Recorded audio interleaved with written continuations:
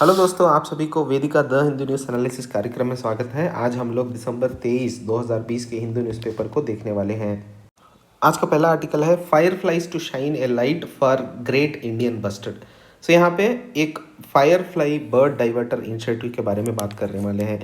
तो इस आर्टिकल को हम ministry of environment and forest, climate change और wildlife conservation society of India ने मिलकर ये इनिशिएटिव को लॉन्च किया है। तो इसलिए आज हम लोग इस आर्टिकल के बारे में जानने वाले हैं।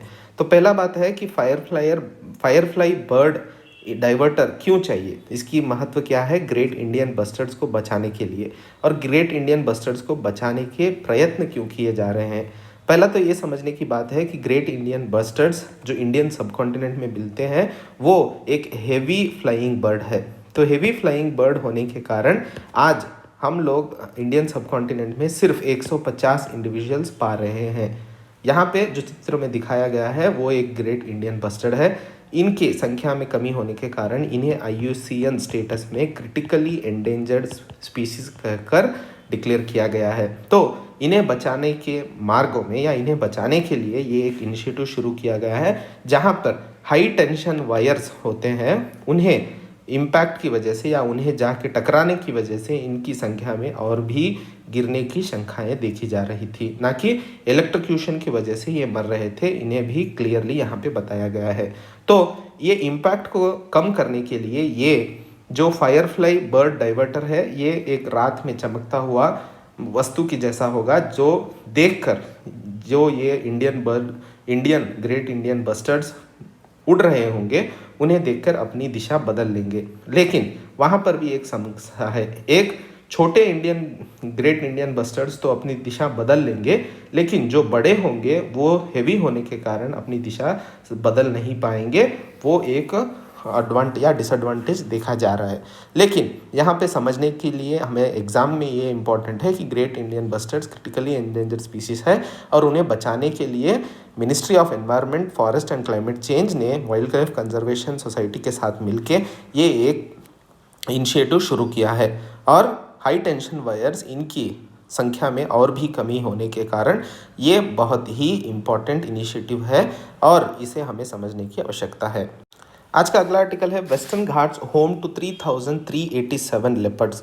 तो यहाँ पे चीताओं के बारे में बात किया जा रहा है और यहाँ पे समझने वाली ये बात है कि इस आर्टिकल को हम लोग स्टेटस ऑफ लेपर्ड्स 2018 का जो चीताओं के लिए संबंधित है उस रिपोर्ट को जारी किया है मिनिस्ट्री ऑफ एनवायरनमेंट, फॉरेस्ट और क्लाइमेट चेंज ने।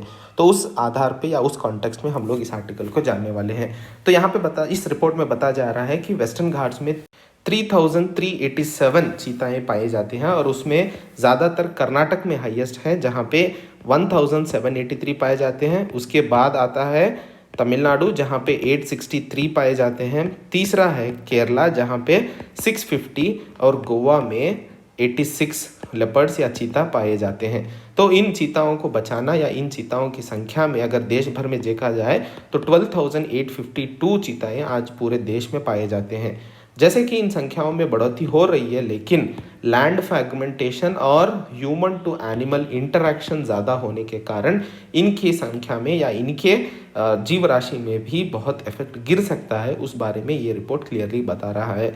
जैसे कि ये सर्वे हमने आज देखा स्टेटस ऑफ लेपर्ड 2018, इसे टाइगर सर्वे के साथ ही किया गया था और इसे करते समय कैमरा ट्रैप टेक्निक को यूज़ किया गया है। कैमरा ट्रैप टेक्निक में इमेजेस लिए जाते हैं और इमेजेस के आधार पे इनके सर्वे किए जाते हैं।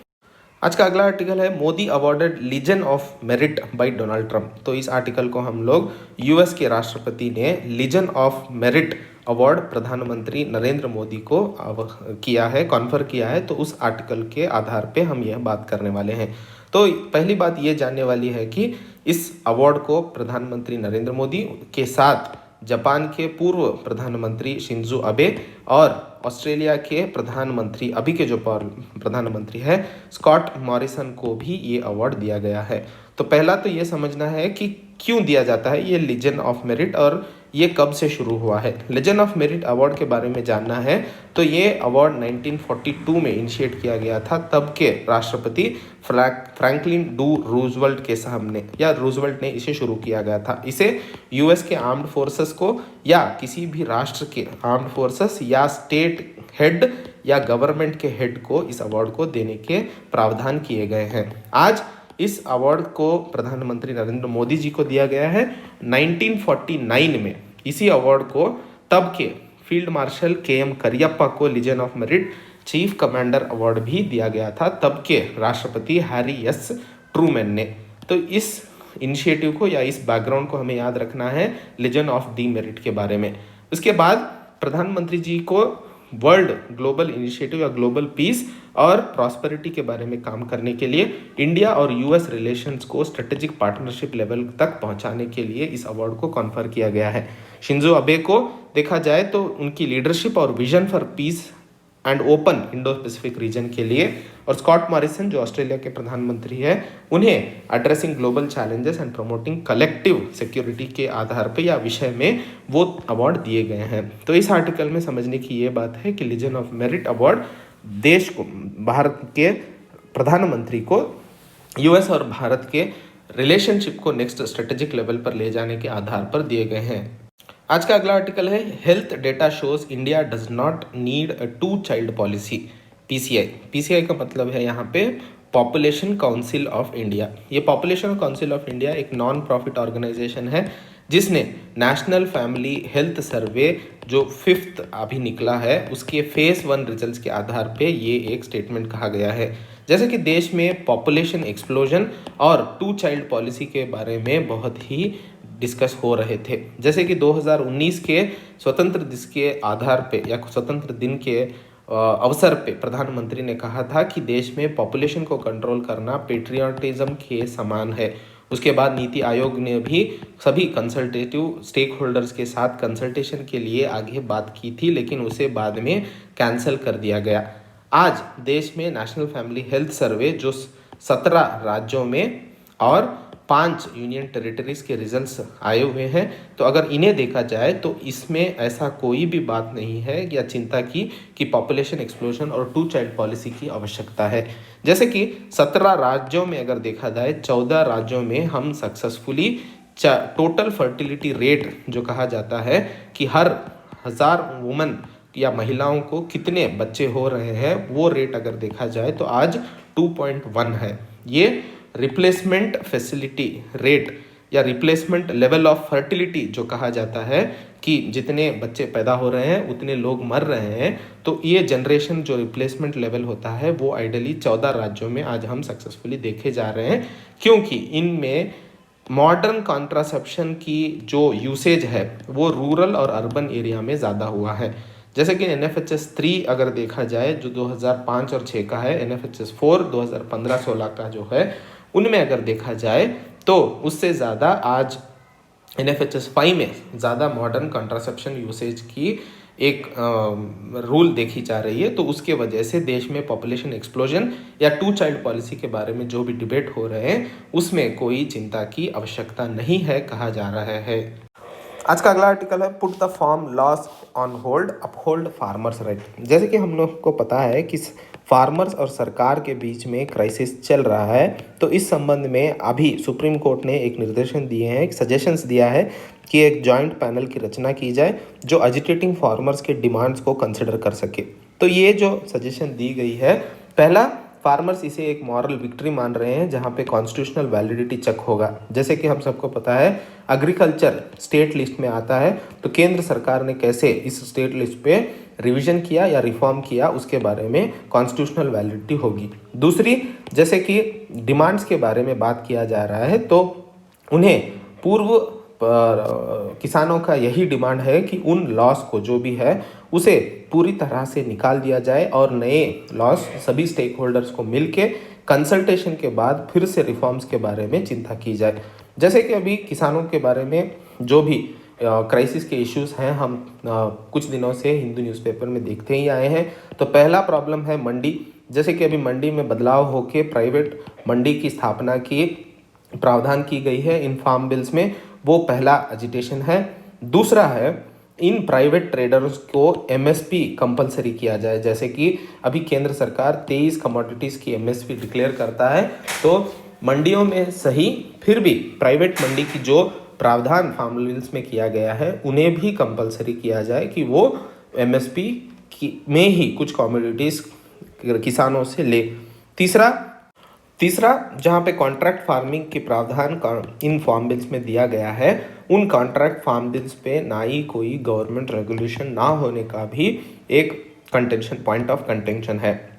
इसके साथ जैसे कि अभी हम सबको पता है, प्राइवेटाइजेशन होने के कारण ना कि किसानों को ही इसकी दिक्कत होगी, लेकिन मार्केट में जो क्रॉप्स आने वाले हैं उनके प्राइसेस को भी ये मोनोपोलाइज करेंगे। लेकिन ये मोनोपोलाइजेशन ना ही किसानों के लिए कोई लाभ होगा, ना मार्केट में खरीदने वाले कंज्यूमर्स को भी लाभ मिलेगा। तो इसके बारे में अभी जो क्राइसिस किसान और सरकार के बीच में देखा जा रहा है, ये बहुत ही इम्पोर्टेंट इश्यूज है। यहाँ पे एक 10th एग्रीकल्चरल सेंसस जो 2015 और 16 में किया गया था, उसके बारे में बताया गया है। कहाँ पे 56.7% पीपल किसान या कृषि पे आधारित है। इसमें 86.08% मध्यम वर्ग और छोटे किसान वहाँ हैं जिनकी कोई टेक्निकल नॉलेज में अपग्रेडेशन नहीं हुई है, या स्किलिंग नहीं हुई है, या ट्रेनिंग नहीं हुई है, जो ये बदलाव या कॉम्पिटिटिव लैंड को कैसे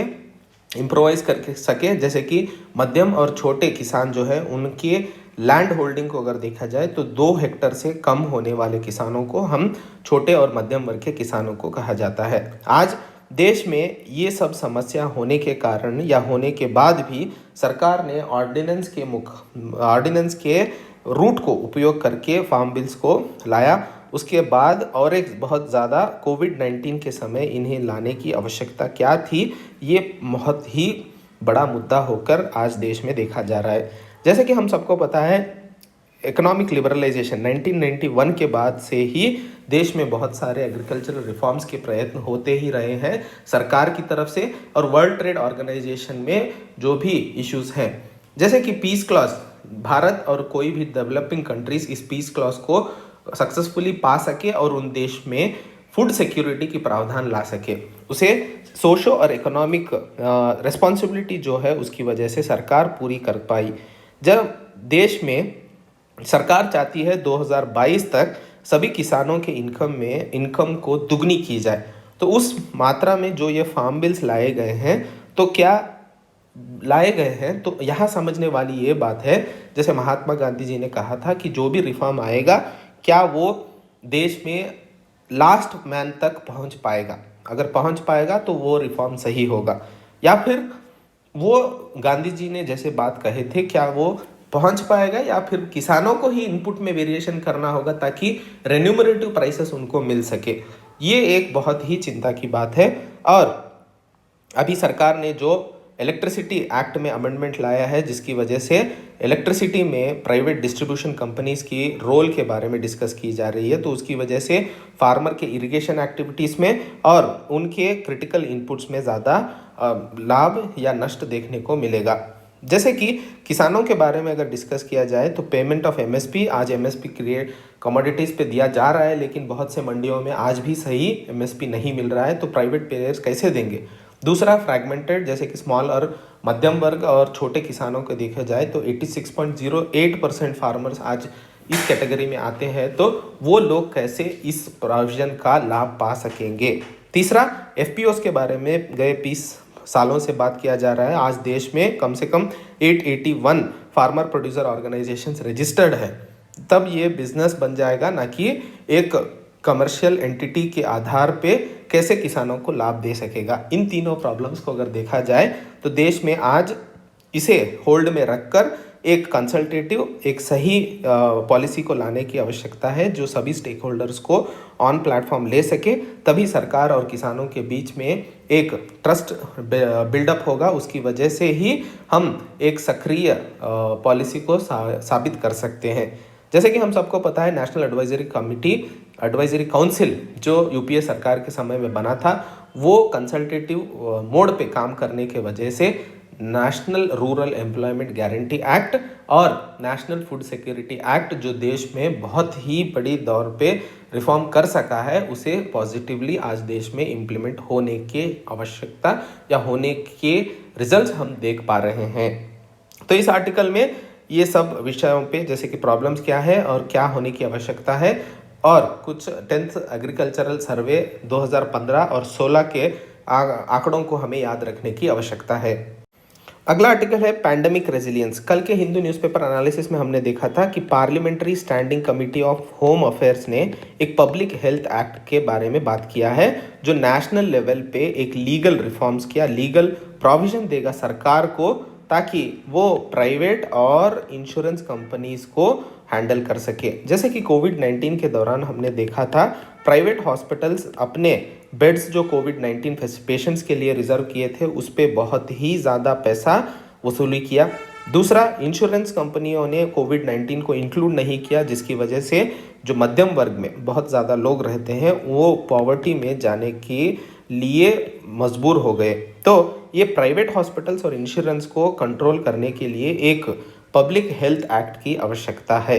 इसके बारे में हमने कल पढ़ा था। आज इस आर्टिकल में हम लोग कैसे ये सही है और क्या करने की आवश्यकता है ताकि लॉन्ग टर्म में ये पॉजिटिवली हमारे देश के हेल्थ सेक्टर में जो गैप देखा जा रहा है उसे हम रिजॉल्व कर सके। तो पहला तो यह है, जैसे कि भारत सस्टेनेबल डेवलपमेंट गोल को एक्वायर कर चुका है और उस अवधि में काम कर रहा है, तो राइट टू हेल्थ को एक लीगल और जस्टिसेबल राइट बनाना चाहिए नेशनल हेल्थ पॉलिसी के अतिरिक्त, ताकि सभी लोगों को ये मिलना ही चाहिए और वो एक राइट बनकर उभरे। दूसरा, इंश्योरेंस रेगुलेटरी IRDAI ने जैसे कि सीनियर सिटीजन्स को 65 ईयर्स का निर्बंधन लगाया है स्टैंडर्ड पॉलिसी के लिए, तो इन्हें निकालना चाहिए, क्योंकि कोविड-19 के समय सीनियर सिटीजन्स ही थे जो ज़्यादा इससे इफेक्ट हुए हैं। तीसरा, एक इक्वलाइजेशन प्लेटफॉर्म अगर लाना है तो वो इक्वलाइजेशन प्लेटफॉर्म या इक्विटेबल प्लेटफॉर्म सिर्फ टैक्स फंडेड सिस्टम से हो सकता है, जहाँ पे सरकार ही एक ऐसी बॉडी होगी जो सभी सर्विस प्रोवाइडर को या सभी हेल्थ सेक्टर्स को पेमेंट करेगा। तब देश में सभी लोगों को, किसी भी जात, किसी भी कास्ट, किसी भी राज्य के हों, उन्हें हेल्थ के सही मायने में इक्विटेबल प्रोविजंस मिलने के प्रावधान हो सकेंगे। आज ये प्रोविज़न के बारे में बहुत दिनों से एक्चुअली इक्विटेबल ट्रांसफॉर्मेशन या इक्विटेबल प्लेटफॉर्म के बारे में प्लानिंग कमीशन से ही ये रिकमेंडेशंस चल रहे हैं, लेकिन आज तक हम उसे पूर्ण रूप से इम्प्लीमेंट नहीं कर सके हैं।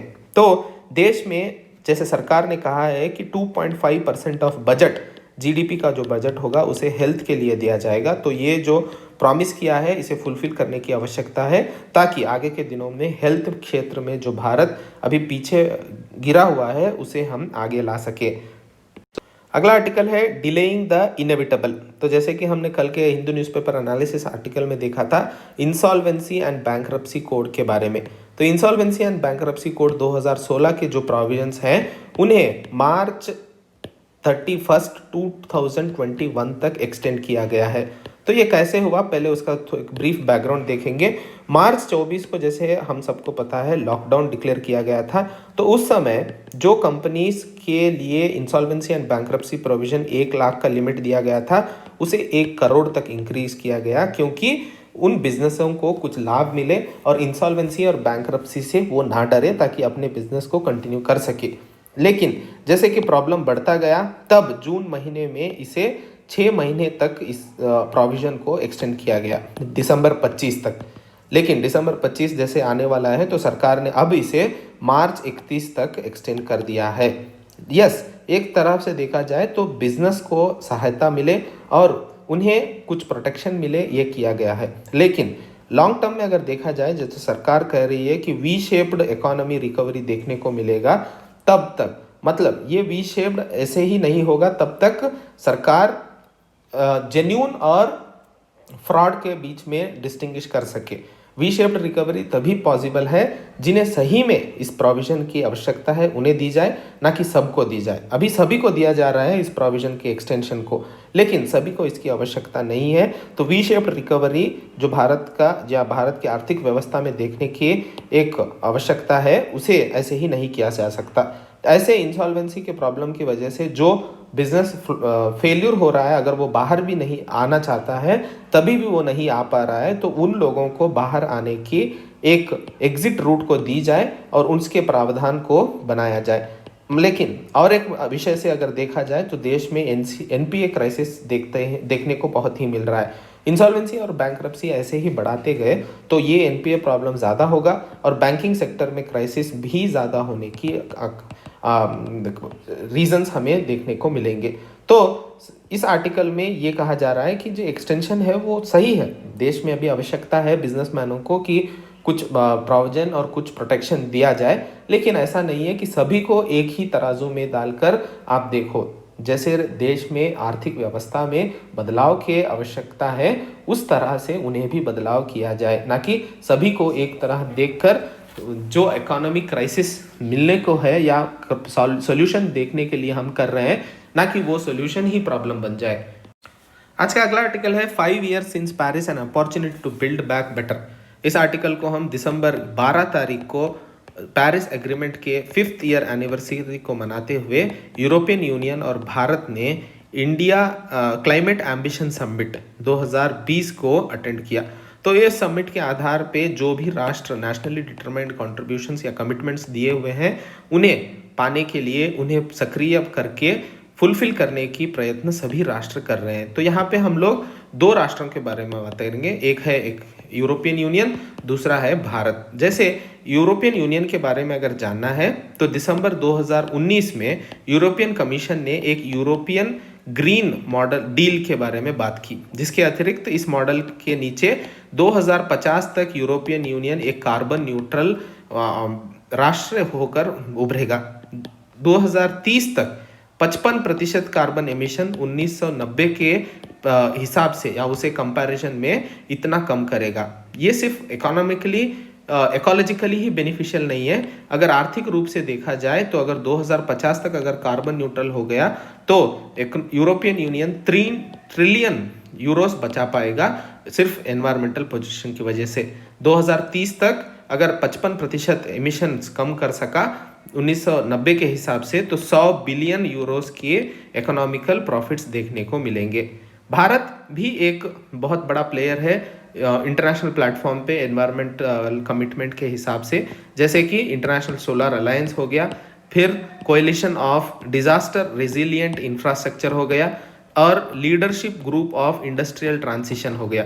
इन तीनों विचारों में या इन तीनों डोमेन्स में भारत ने बहुत अच्छा परफॉर्म किया है और आगे के दिनों में COP26 जो ग्लासगो में होने वाला है क्लाइमेट चेंज के संबंध में और COP15 जो कनिंग में होगा बायोडाइवर्सिटी के संबंध में, इन दोनों फैक्ट्स को आप कृपया याद रखें क्योंकि ये बहुत ही इंपॉर्टेंट है। COP26 ग्लासगो में होने वाला है, COP15 बायोडाइवर्सिटी संबंधित कनिंग में होने वाला है। तो इस समिट में सारे राष्ट्र अपने परफॉर्मेंस या अपने विचारों को रखेंगे नेशनली डिटरमाइंड कमिटमेंट्स के विषयों पे आधार पे। तो इस आर्टिकल में ये कहा जा रहा है कि देश में सिर्फ एक अच्छी पॉलिसी नहीं, सभी राष्ट्र मिलके कुछ थोड़ा थोड़ा कंट्रीब्यूट करें ताकि वो एक बड़ा इम्पैक्ट कर सके हमारे कार्बन न्यूट्रलिटी के गोल के लिए। सभी बॉर्डर्स या स्पीसीज को छोड़कर ये प्लैनेट भी हमारा है, दैट इज आवर प्लैनेट, तो इसे बचाना भी हमारा ही काम है। उस अगर उद्देश्य से सभी काम कर सके तो इस प्लैनेट को हम बचा पाएंगे और हमारे अगले जनरेशन को एक सस्टेनेबल हैबिटेट दे पाएंगे। तो यह रहा आज का द हिंदू न्यूज़ एनालिसिस। फिर मिलेंगे कल के नए एडिशन के साथ, तब तक के लिए जय हिंद जय भारत।